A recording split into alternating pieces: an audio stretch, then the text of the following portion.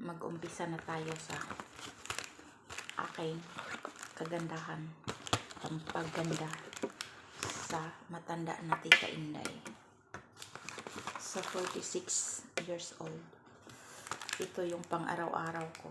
Every morning after I wash up, ayan, rejuvenating, ayan. Wait, ito si sabon. Hindi ko pa binuksan to kasi may sabon pa ako. Rejuvenating. First tip, ito si toner. Like Iskinol, diba? Tama ba ako? Just a little amount. Ano daw? Kunting patak ang mahiwagang salamin.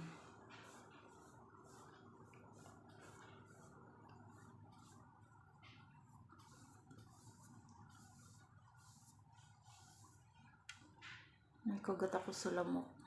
Buti pa yung lamok nakahalik pa sa akin. Diba?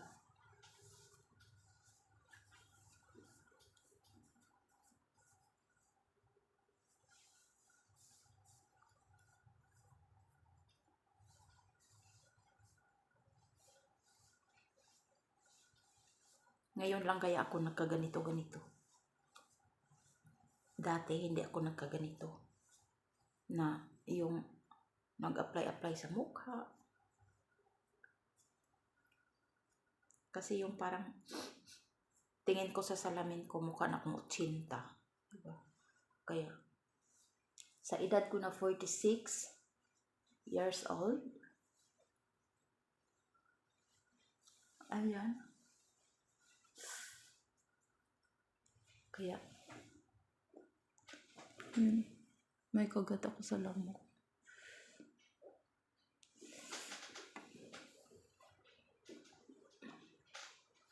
At isunod natin ang nilagyan ko ng sulat.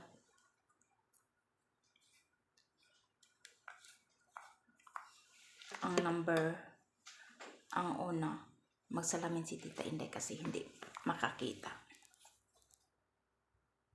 Ang una is yung age-defying. Ayan. Age-defying. Ayan. Tapos, ang rejuvenating cream number 2. Ayan. At saka, sunod mamaya si sunblock. So, ito muna si age-defying. What is age-defying? Pangprotekta sa edad. O, diba si Tita Inday? Ay, ambot.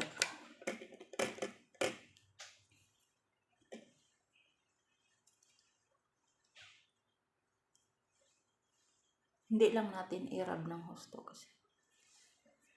Dalawa pala yung kagat ko ng lamok. Meron din dito. Kawawa naman si Tita Inday.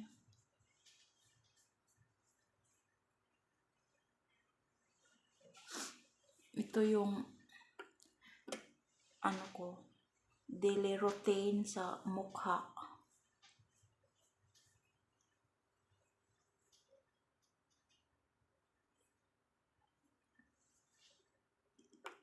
Sa umaga at sa gabi.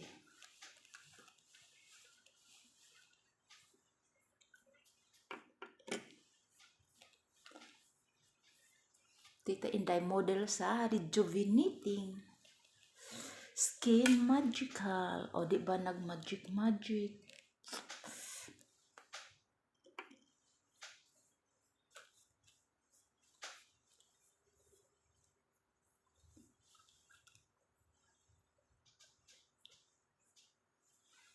Yan, tapos na si number 1. So, the next step is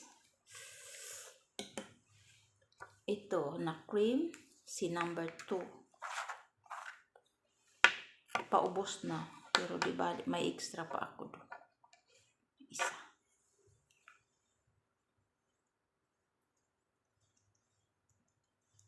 Hindi lang natin i-rub ng husto kasi like masugat yung skin. Yung dahan-dahan lang. Paubos na siya, mga bebe. Mga bebe. Paubos na ang pampaganda ni Tita Inday. Ang isang box na to, ayan, yung ganito siya. Sabon, isang sabon, ayan, isang sabon. Ayan, si sabon. Skin Magical na sabon. Tapos, ito si toner. Skinol, like Skinol. Itong Age Defying at saka Rejuvenating Cream number 2 at Sunblock. Ayan, ano siya, sa halaga dito, sa pera dito sa Taiwan, 310. 310 sa peso, parang 500 na. 500 plus.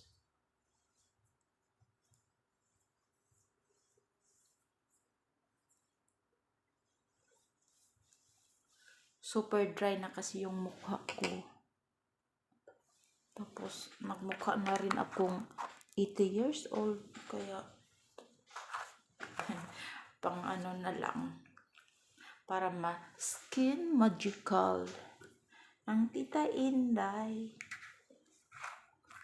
Ito na ang pangatlo na pahid sa mukha. Yung, ano tawag nito? Sunblock. Kahit hindi ka maglabas sa bahay, kailangan talaga maglagay ka ng sunblock, mga bebe. Kasi mga palangga ko, mamaya pag nagaprito ka ng galunggong, nagaluto ka ba, nagahalo-halo dyan, kung ano niluluto mo, siyempre di ba mainit. Kaya, maglagay ka ng sunblock. Baka sabihin nyo pa, bakit? Sun ba yung Hindi naman sun. Oo, hindi sun yung apoy. Pero, di ba pag mainit? Hindi ba? Kaya, kailangan kumpleto ang isang, kumbaga, package deal. Kung anong sinasabi dito sa box. Ngayon ito, apply all. Sana all.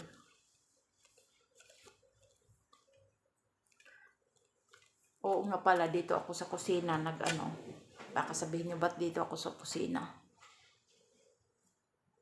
Dito ako sa kusina kasi while I'm waiting the washing machine, kasi nagpaikot din ako ng damit. Naglaba si Tita Inday. Kaya ayon, tapos na si Tita Inday sa pang daily routine ko. Ito siya.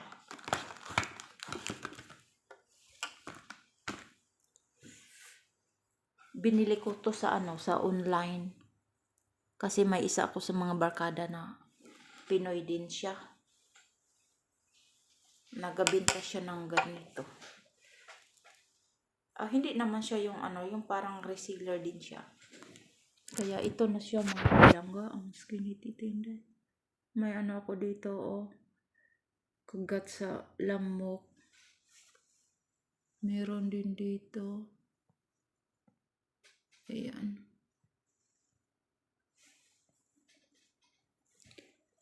Hindi ako marunong magkilay, mga bebes. Pero bayaan lang yan. Hindi talaga ako marunong, mga palangga ko. Ito si Tita Inday. Kapon nagkulay-kulay pala ako ng buhok ko kasi ang dami ko ng white hair, kaya pagtabunan-tabunan lang yan kasi.